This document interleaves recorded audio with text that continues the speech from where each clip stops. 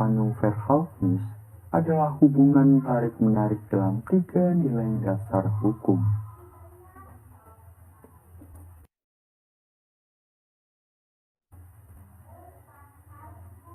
Assalamualaikum warahmatullahi wabarakatuh.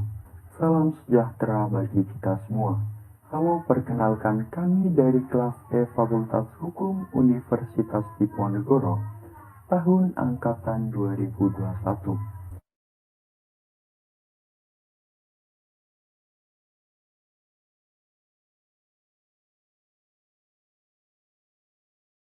Kelompok 14 mata kuliah Internet of Things akan menjelaskan secara singkat materi Spanung-Verhältnis.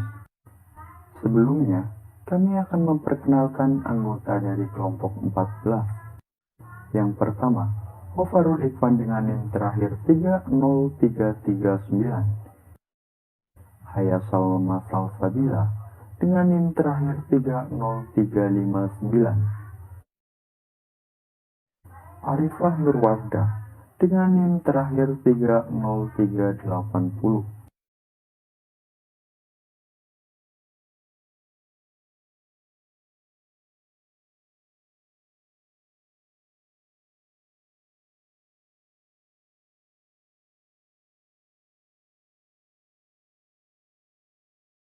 Gustav Radbruch, pencetus 3 nilai dasar hukum dari Jerman, pernah mengatakan bahwa hukum yang baik adalah ketika hukum tersebut memuat 3 nilai dasar hukum, di mana diantaranya adalah nilai keadilan hukum, nilai kepastian hukum, dan nilai kemanfaatan hukum.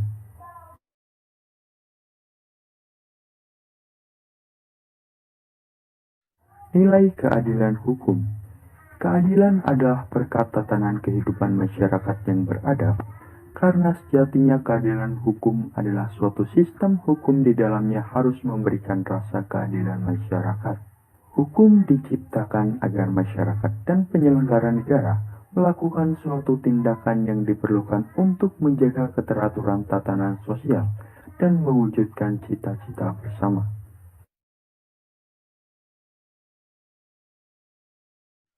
Nilai kepastian hukum.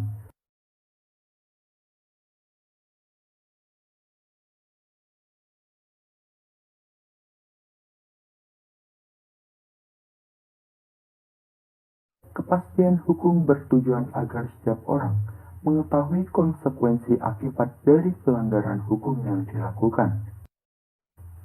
Kepastian hukum sendiri juga tercipta untuk mewujudkan prinsip persamaan di hadapan hukum tanpa adanya diskriminasi atau equality before law.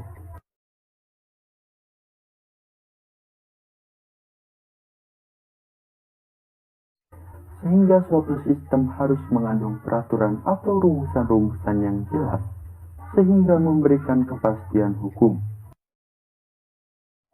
Nilai kemanfaatan hukum.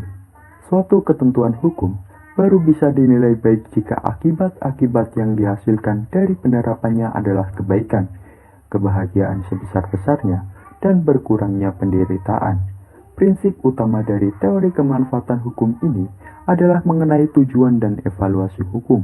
Tujuan hukum di sini adalah menciptakan kesejahteraan sebesar-besarnya untuk seluruh masyarakat, sedangkan evaluasi hukum menyangkut tentang berdasarkan akibat-akibat yang dihasilkan dari penerapan suatu proses hukum.